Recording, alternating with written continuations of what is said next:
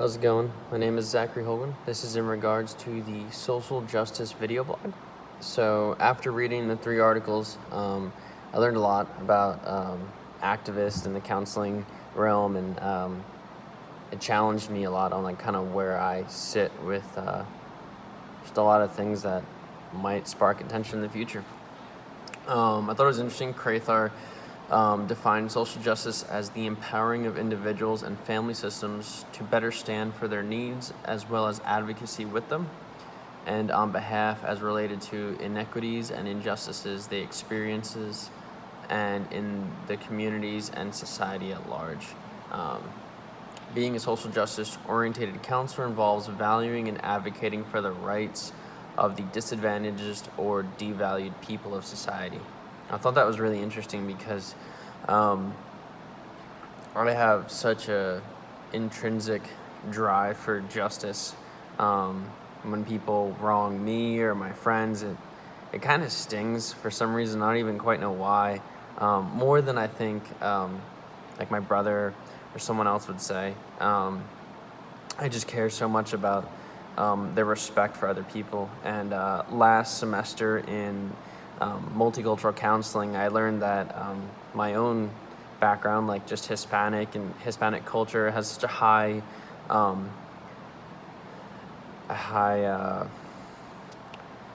favor on respect, and that's just commonality in their culture. And I didn't realize how much I took to it until I really studied the culture a lot, which was pretty interesting, kind of bringing that into counseling now. So in regards to the activist counselor, they wrote the 3 big things: avoid, engage, and deflect. And I thought those were 3 pretty good tactics to use.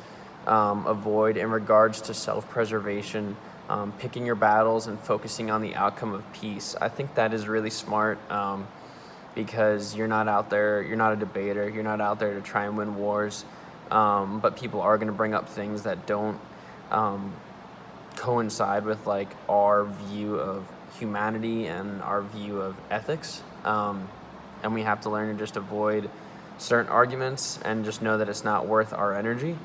And then also, when it comes to engagement, understanding when it is time to stand up and stand against something that someone's kind of saying or coming against you. Engaging in a conflict is a skill developed by counselors for the sake of allowing clients to overcome their fears, for the allowance of understanding in regards to empathetic view of others. I think it is really important to realize that as counselors, you are in a role and in a position to empower other people, to bring them to somewhere in which they were unable to get to prior to meeting with you.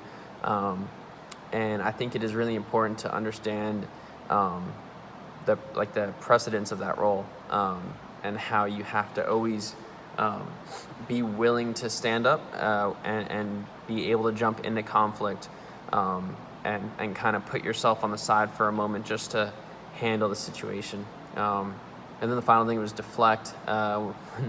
When someone drops a statement against your counselor activist mindset, you must deflect. And I think that is important, because you're not going to be able to fight every battle. You're not going to be able to defend every single person you meet, and you're not going to be able to defend every thought that you have in your mind. And I think it is important to avoid and deflect and be so mindful of understanding when you shouldn't pull out your sword or your shield, so to speak, and then other times when you have to learn to engage. I think even just for kind of peace and well-being, it's important to understand your boundaries and what you're willing to what hill you're willing to die on. I loved when it said you cannot serve unless you're diligent in practicing self-care and filling your cup back up. I thought that was so important because as counselors, you're on a one-sided relationship.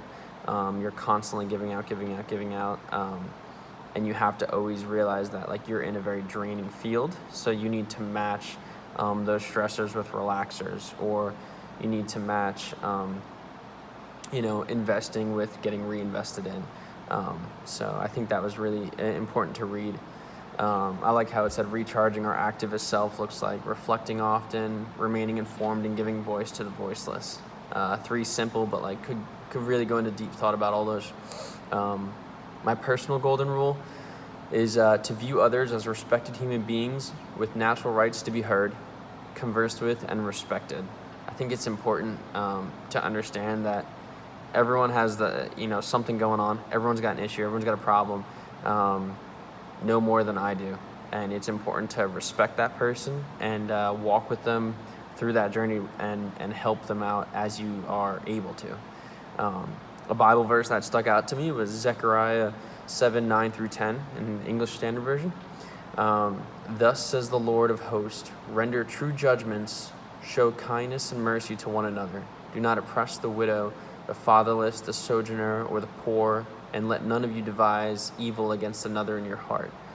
I think it is really important from a biblical standpoint to understand the importance of your role to not leave those that are maybe looked down upon or less than, rather to come alongside them and encourage them, and that you would have no evil heart against anybody else. I think that is so important just in living a well-versed life. And my action that I decided to was I want to stand up for inequalities amongst those whom I work with, as well as peers around me, to not engage in socially oppressing conversations, and to voice the injustice amongst those who engage in such conversation. To take more of a forward approach, I tend to take more of a back approach. If someone starts kind of in a conversation I don't really care about, I usually walk away or just kind of not engage. So to maybe bring about why I don't engage in such conversation would be a better action that I plan to take. Thank you.